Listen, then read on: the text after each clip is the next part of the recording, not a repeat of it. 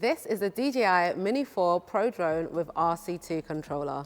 The first thing I noticed about this drone is how light it is. It weighs less than 249 grams, so not much more than a smartphone. So it's easy to take with you on hikes and adventures. Its smaller size also makes it exempt from certain UK regulations, which means you've got more freedom to use it to capture vast landscapes from up high.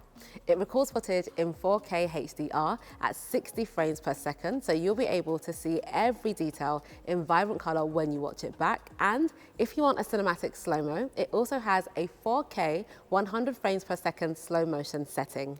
Everything will look great even at night thanks to improved processing and an f1.7 aperture. This has a really smart feature called Master Shots. Just select a maneuver for the drone to complete and it will follow this path while keeping you in frame the whole time.